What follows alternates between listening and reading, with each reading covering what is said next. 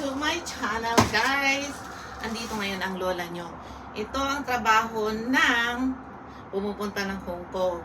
Tagalaba, guys. So, I'm back to my channel. Ito ang trabaho ko ngayon. Ang gulo ng bahay namin ngayon, guys. So, ang ngayon, naglalaba ako. So, I'm using this one, Persil. Oh, nag-advert pa ako ng asin. Persil sabon. Ito, naglagay na ako kanina, but I need to put a little bit more kasi, you know my boys. Yan. 1/2 of that. Actually, I'm not putting this one sana. Kasi, I'm using also itong from Japan, Okinawa. It should be with everything here, softener, sabon, and everything. Nilagyan ko na ng isa ngayon. Just put everything, dump everything inside the washing machine. Ang problema ngayon, nalagyan ko na. So, you can just put 1 or 2 kahit hindi ka na maglagay ng. Kaya lang, I need to put more heavier para naman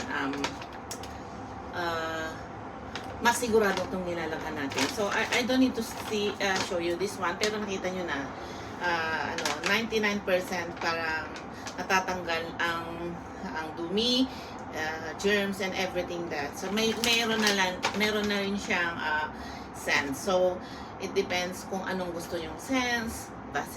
Vanilla, rose, ano pang nakalagay yun, white rose, ang daming scents na, kaya ito. So in one bag you can buy 60 pieces, some 30, some 20. So yun ang labahan ni Lola ngayon, guys. Itong trabaho ng pamunta ng Hong Kong, maraming trabaho, guys. So in fairness, we normally use also the disinfectant thing. Where is it? I don't have, so my husband didn't buy. But sometimes I put soda also to make sure it's clean, soda powder. And at the same time, I'm going to put all this black color. Tignan nyo. Before you, reminders to all who want to wash their clothes, tignan nyo muna kung may mga bulsa. Probably we can pick up some goodies, of course, socks together. Kami-kami lang naman, but if in case mayroon kayong mga bisita, ibang tao sa bahay nyo, socks all together mas okay. Pero we are family, so we don't mind having all these things. Itong mga small towel, I can put it kasi alangan naman na ihihiwalay ko pa. So this one, itong trabaho ni Lola, guys. The weather is quite good at the moment. Galing na ako ng palengke, namimili ng pagkain mamayang gabi. Kasi everybody's on dying dito. Ito, mga tamad na anak ko, pwede rin itong laban mamaya, pero not this time. So, itong mga decolor muna, guys. Titignan ko muna, syempre. Alam nyo na kung ano yung nahawakan ko.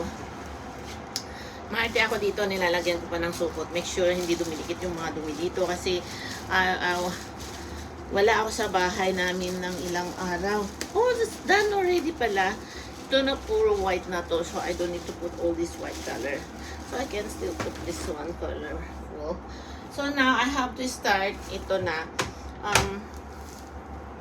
Ito yung washing machine namin. Hindi naman magandang brand, pero I can put straight and I have to do the power. Yan. Ipa-power ko na dyan. And I don't need to choose any rinse label, time label, time delay, yan. Hindi ko na ilalagay ang mga yan. Kasi, naka-manual na, guys. Automatic na pala, naka-automatic. Once you start, once you press the power, so, start na yan, guys. Automatic na yan na lumalabas na yung tubig. So, there you go. I'm going to give you a quick look. There you go. Ando na yung mga tubig. So, ito na ang trabaho ni Lola. So, pag during winter, we normally use this dryer. Kagaya kahapon, tinamad ako kasi we have so many clothes from the Philippines. And of course, I get back here the other day. Ang dami ring labahan. So, I wash some. So, I just put here. Matik, guys, para naman hindi masyadong mapuno ang bahay ng mga labahan. So, ito ang trabaho ni Lola ngayon, guys. Being a housewife, being a maid, being an auntie o Lola here back home, ang dami pa ring trabaho. Kaya, guys, ganito ang trabaho ng Hong Kong. Automatic nga lang, guys, pero maraming trabaho. I need to sort out all these things, all this cleaning stuff here. Ang dami pang lilinisin. So, I'll vlog that in these few days. Kasi gusto ko muna matapos tong labahan ko, bed sheets, and everything that hindi pa tapos, guys. So, yan ang trabaho ni Lola, guys. Thank you for watching and hope hope to see you again, guys. And Chinese New Year is approaching. Hope to see you by this coming New Year again. Kasi hindi pa ako lumalabas. Naglilinis pa ako ng bahay. And of course, marami pa akong lilinising tatrabahuin. I mean to say, yan, ang dami ko mang trabaho. So, okay, thank you for watching, guys. And ito na ang basket ko. So, I need to leave this one basket later pagkatapos naglaba dito, guys. Okay, thank you for watching and hope to see you again this coming March. Okay, mga pala, I wanna say something. Oh, sa kanila lang, guys. I-post ko na lang, guys. Hope to see you, guys. I love you all. God bless and stay safe all the time. Love you. Bye.